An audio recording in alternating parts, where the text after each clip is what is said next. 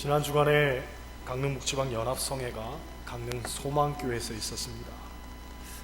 그 기간 날씨가 그렇게 많이 춥지는 않았었는데 예배당에 앉아 있는데 너무 추운 거예요. 다리가 시리고 온 몸이 그냥 오들오들 떨리는데 얼마나 춥던지. 그래서 같이 참석했던 손장로님에게 제가 여쭤봤죠. 그랬더니 장로님도 추워서 다리가 시리고 허리까지 아파서 견딜 수가 없더라는 거예요. 며칠 뒤에 연곡교회 목사님을 만날 일이 있어서 제가 물었습니다. 목사님, 성회 때 소망교회 너무 추웠죠? 그랬더니 아니요, 너무 더웠는데요? 그러는 거예요. 아, 그래요? 그랬더니 이 목사님 하시는 얘기가 우리 교회는 바닥에서 냉기가 엄청나게 올라와가지고 예배 드릴 때 다리가 꽁꽁 온다는 거지요. 그에 비하면 소망교회는 따뜻하다는 거지요. 지방의 다른 목사님들한테도 제가 여쭤봤더니 대체로 그렇습니다. 괜찮았다는 거예요. 그런데 왜 유난히 저하고 손장로님만 그렇게도 춥고 힘들었을까?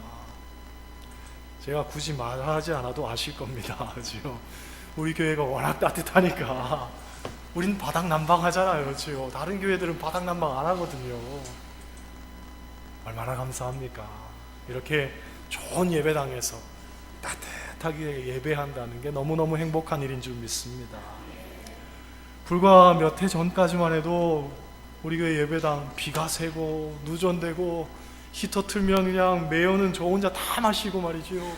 쥐새끼가 피아노 갉아먹고 밥 먹으러 갈 때 우산 쓰고 단단히 무장해서 가고 화장실은 남녀가 같이 쓰고 그죠? 그런데 이제는 강릉에서 가장 아름다운 교회에서 가장 아름다운 이들이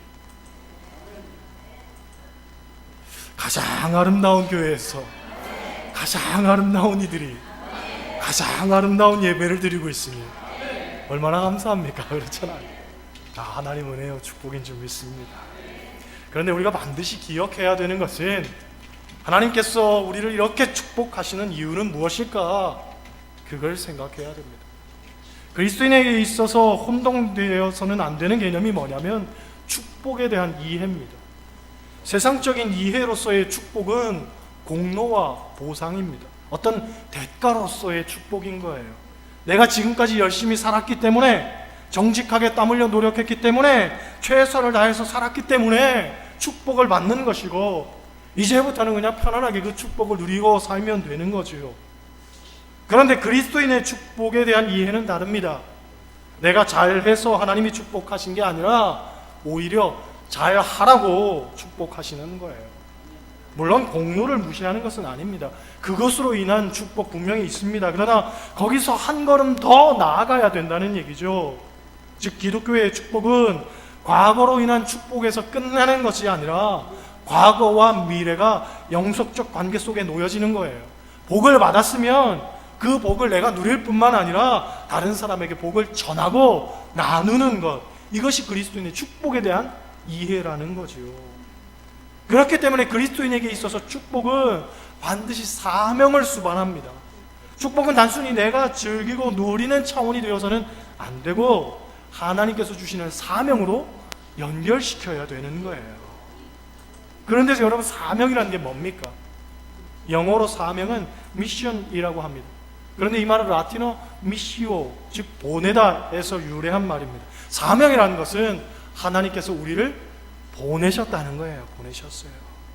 그래서 요한복음 20장 21절 말씀 보면 아버지께서 나를 보내신 것 같이 나도 너희를 보내노라, 그렇게 말씀하십니다. 우리는 복음을 위해서, 사명을 위해서 세상에 보냄을 받은 이들인 줄 믿습니다. 그렇기 때문에 우리가 돈을 벌어도, 공부를 해도, 사업을 해도, 지위를 얻어도 그 중심에는 사명이 있어야 되는 것이고 복음 전파가 있어야 되는 거예요. 성경은 우리의 사명이 왜 중요한지에 대해서 몇 가지 이유로 이야기합니다. 첫째로 우리의 사명은 주님이 명령하신 일입니다. 사명이라는 것이 얼마나 중요한지 예수님께서는 성경을 통해서 우리에게 5번에 걸쳐서 강조하고 있습니다. 마태복음 28장 19절 20절 말씀, 그러므로 너희는 가서 모든 민족을 제자로 삼아 아버지와 아들과 성령의 이름으로 세례를 베풀고 내가 너희에게 분부한 모든 것을 가르쳐 지키게 하라. 볼지어다 내가 세상 끝날까지 너희와 항상 함께 있으리라. 마가복음 16장 15절을 통해서 두 번째 말씀하십니다. 또 이르시되 너희는 온 천하에 다니며 만민에게 복음을 전파하라. 누가복음 24장 47절 48절 또 그의 이름으로 죄 사함을 받게 하는 회개가 예루살렘으로부터 시작하여 모든 족속에게 전파될 것이니 기록되었을 때 너희는 이 모든 일의 증인이라. 요한복음 20장 21절 말씀 예수께서 또 이르시되 너희에게 평강이 있을지어다 아버지께서 나를 보내신 것 같이 나도 너희를 보내노라. 사도행전 1장 8절 오직 성령이 너희에게 임하시면 너희가 권능을 받고 예루살렘과 온 유대와 사마리아와 땅끝까지 이르러 내 증인이 되리라 하시니라. 할렐루야. 여러분, 우리는 이것을 예수님의 지상명령이라고 합니다. 지상명령. 예수님께서 우리에게 단순히 제안하시거나 권면하신 게 아니라, 그렇죠? 할 수 있으면 하고 할 수 없으면 말고, 시간 있으면 하고 없으면 말고, 그런 개념이 아니라 이건 명령이라는 거예요. 명령. 반드시 지켜야 되는 것. 우리가 선택할 수 있는 것이 아니라 그리스도인이라면 반드시 마땅히 해야 되는 일이라는 거예요. 그게 사명인 거죠. 사명. 두 번째로 사명은 위대한 특권입니다. 특권. 사명은 그 자체로 두 가지의 의미를 가집니다. 하나는 사명이라는 것은 하나님의 일을 내가 대신하는 겁니다. 할렐루야. 따라 하시겠어요? 사명은 하나님의 일을 내가 대신하는 것이다.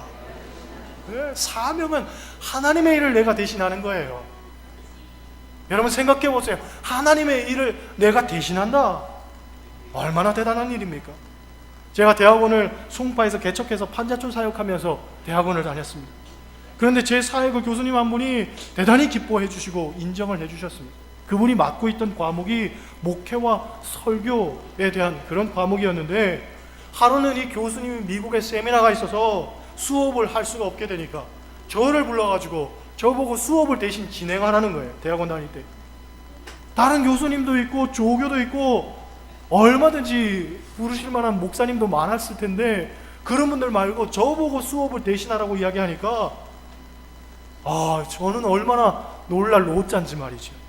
그분이 저를 잘 아는 것도 아닙니다. 그런데 괜찮으니까 수업을 대신 진행하라는 거예요. 대학원생들에게. 부담스럽기도 하지만 한편으로는 굉장히 기뻤습니다. 왜냐? 교수님이 나를 인정하시는 것 아닙니까? 인정한다는 것. 내가 교수님에게 인정받는다는 것이 얼마나 행복하고 얼마나 기쁜 일인지 말이죠. 그런데 여러분 생각해 보세요. 하나님이 나에게 사명을 맡겨주신다. 하나님이 하나님의 일을 나에게 나눠주신다.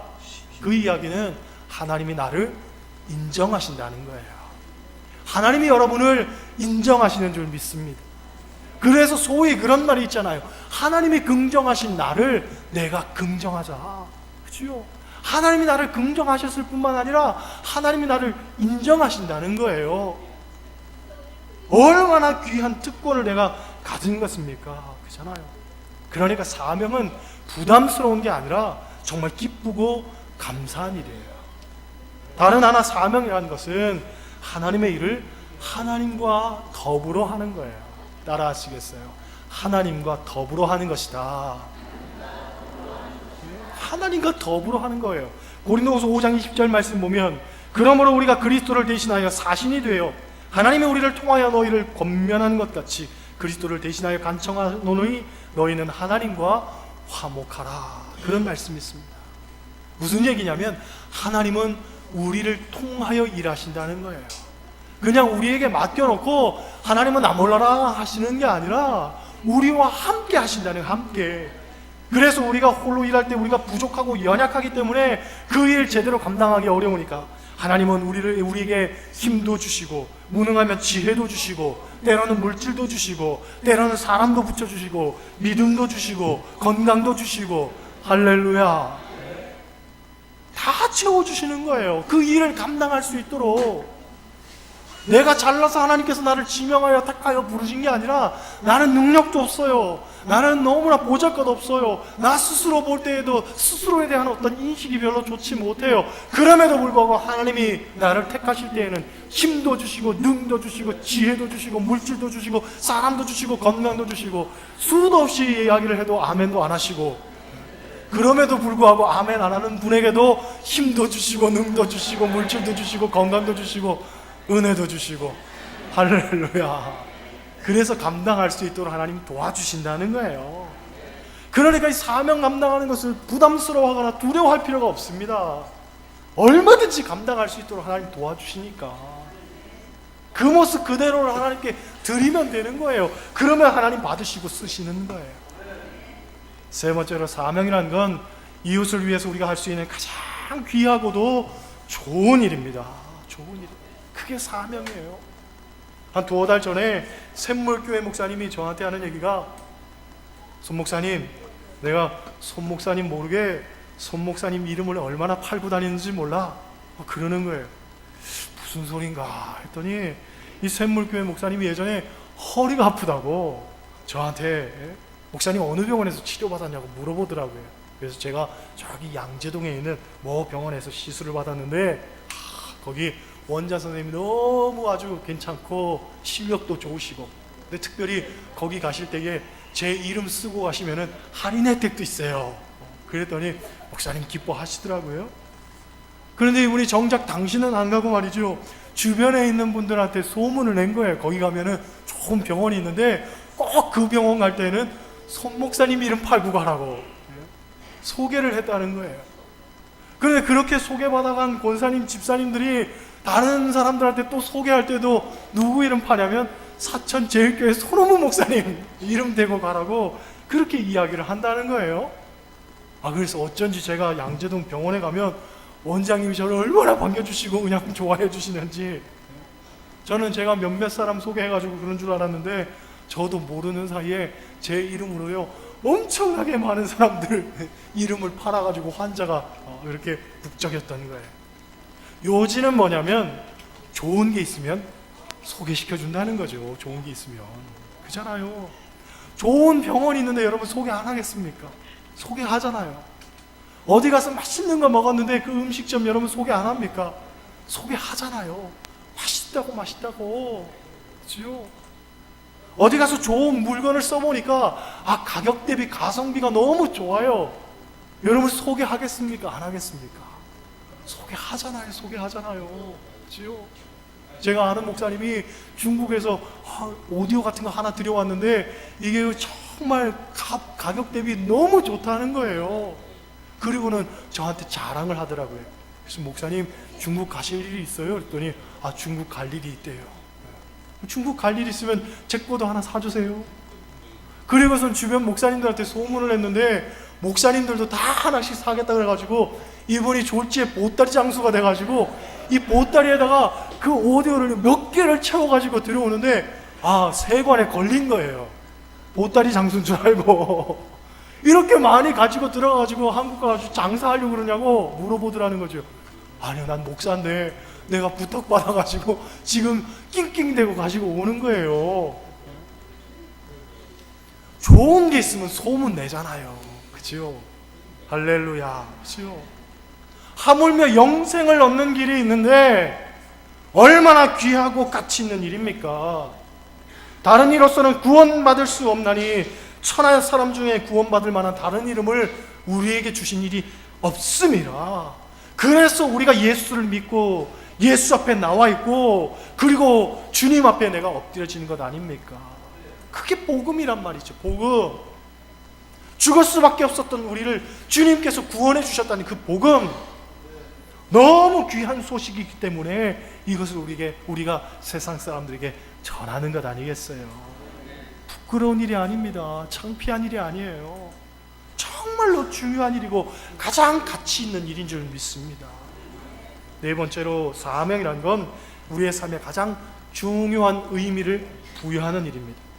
윌리엄 제임스라는 분은 이렇게 말합니다. 삶을 가장 의미 있게 하는 방법은 우리의 삶을 영원한 일에 사용하는 것이다. 영원한 일에 사용하는 것이 우리의 삶을 가장 의미 있게 사용하는 것이라는 거예요. 여러분, 이 세상에 그 어떤 것도 영원한 것은 없습니다. 다 유한하죠. 그렇죠? 세상의 모든 것은 결국 사라질 거예요. 건강도, 물질도, 권력도, 학문도, 지식도 결국은 다 사라지는 겁니다. 영원한 것은 오직 하나님 나라밖에는 없습니다. 인생의 목적이 사라져버리는 것이라면 그 인생이 얼마나 허망합니까? 내가 평생을 다름질하며 그것 붙들고 살았는데 그것이 하루아침에 무너지고 그냥 다 사라져버리는 것이라면 도대체 나는 무엇을 위해서, 무엇을 향해서 사는 인생이란 말입니까? 유한한 것에 여러분의 인생을 투자하지 않기를 원합니다. 우리의 삶을, 우리의 인생을 영원한 것에 투자하고 쏟아부으면서 살아야 할 줄 믿습니다. 그런데 우리가 착각하는 것 가운데 하나가 뭐냐면 교회 다니면서 신앙생활 열심히 하는 게 이게 사명이라고 생각한다는 거죠. 그러나 아닙니다. 사명은 교회 잘 다니는 것이 아니라 세상에서 믿지 않는 사람들에게 하나님 살아계심을 나타내고 예수 그리스도의 복음을 증거하는 것, 이게 진짜 사명이죠. 그러니까 교회를 다니는 것, 교회에 와서 말씀을 듣고 기도하고 찬송하고 예배하는 것, 이건 사명 잘 감당하라고 신앙적인 훈련을 받는 거예요. 교회에서 11조하고 헌금하고 교회에서 봉사했다고 신앙생활을 그냥 만족스럽게 생각하면 안 되는 겁니다. 그건 잘못된 거예요. 사명은 교회에 집중하는 것이 아니라 오히려 교회로부터 분산이 되는 거죠. 그렇죠? 교회를 통해서 훈련받고 변화된 사람들이 그 변화된 모습을 갖고 세상에 나아가서 세상 속에서 그리스도의 영광을 드러내면서 복음을 증거하면서 사는 것, 이게 사명이란 말이죠. 그래서 내가 하는 일을 통해서, 내가 하는 역할을 통해서 참된 그리스도인의 일꾼으로서의 본을 보이는 것, 이게 우리의 삶에 꼭 필요한 일이란 말이죠. 그러므로 사명이라는 것은 결국 내 삶의 최종적 목표가 되는 거예요. 교회 안에서의 신앙생활도 교회 밖에서의 사회생활도 결국은 사명으로 연결이 돼야 되는 거예요. 학생이 공부하는 것 사명을 위해서 하는 겁니다. 공부가 사명과 연결이 되지 않는다면 그 공부는 그리스도인에게 의미가 없는 거예요.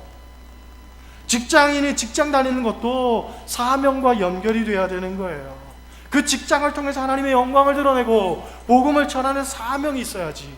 사명 없는 직장생활 하나님이 원하시는 바가 아니란 말이죠. 우리에게 하나님께서 붙여주신 어떤 물질과 또 권력이 있을 겁니다. 그런데 그 물질과 권력도 마찬가지입니다. 하나님의 영광을 위해서 살라고 우리에게 붙여주신 거예요. 그래서 그것 가지고 하나님을 위해서 사용하면 복을 불러일으키는 역사가 있는 거예요. 야베스에게 주셨던 축복과 같이 복에 더해주는, 복이 더해주는 은혜가 있는 거예요. 그런데 그것을 가지고 사명과 연결해서 사용하지 않으면 오히려 내가 가진 복이 화가 되어버리는 거예요. 그건 복이 아니잖아요. 항상 우리가 가진 것을 이 사명과 잘 연결시킬 줄 알아야 됩니다. 목적이 있는 삶이란 책을 보면 이 책을 지었던 릭 워렌 목사님 아버지에 관한 간증이 나옵니다. 목사님 아버지도 역시 목사님이셨는데 연세가 많아져서 병중에 누워 계시다가 이제 임종이 가까워졌다고 합니다. 아버지가 숨을 거두시기 직전에 릭 워렌 목사님과 사모님 그 자리를 지키고 있었다고 합니다. 그런데 보통 돌아가시기 직전에 사람에게 의식이 잠깐 돌아오는 그런 순간이 있습니다. 목사님 아버지도 순간 의식이 돌아와서 갑자기 일어나려고 하더라는 거죠. 너무 병약하시니까 아버지 누워 계세요 해도 자꾸 일어서려고 하더라는 거예요. 아버지 뭐가 필요하세요? 뭘 하기 원하세요? 왜 자꾸 일어나려고 하세요? 그랬더니 이 아버지 목사님 하시는 얘기가 예수님을 위해서 한 사람이라도 더 구원해야 돼. 한 사람이라도 더 구원해야 돼. 그 말만 하더라는 거예요. 1시간 동안을 그 말을 100번도 넘게 하더라는 거예요.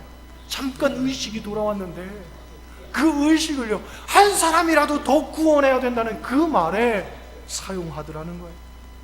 그 모습을 보면서 아버지가 얼마나 훌륭한 삶을 사셨는가 이분이 깨닫게 되더라는 거죠. 여러분, 사명이란 건 그런 겁니다. 호흡이 끝날 때까지 계속 되어져야 되는 것. 이게 사명이지요. 나이가 많아졌다고 또 어느 정도 만족스럽다고 끊기거나 중단되어서는 안 됩니다.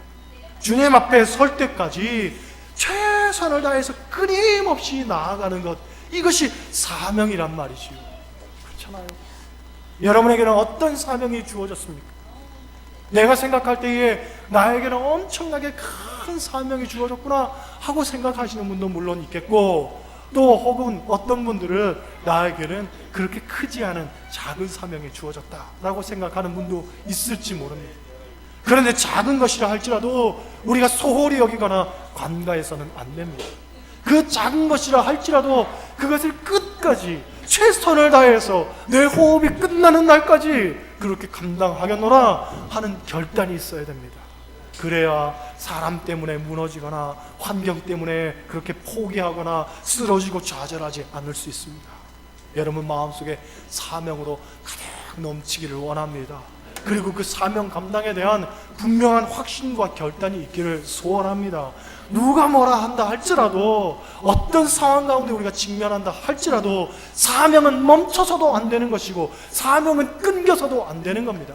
반드시 우리의 삶을 통해서 하나님 나라 갈 때까지 계속적으로 이어져야 되는 것입니다. 바라기는 여러분에게 주어진 이 사명을 깨닫고 사명 감당하며 사시기를 소원합니다. 그리고 어떤 상황 속에서도 정말 불굴의 의지를 갖고 하나님 나라 갈 때까지 최선을 다하면서 사는 여러분 되시기를 주님의 이름으로 간절히 부탁을 드립니다. 기도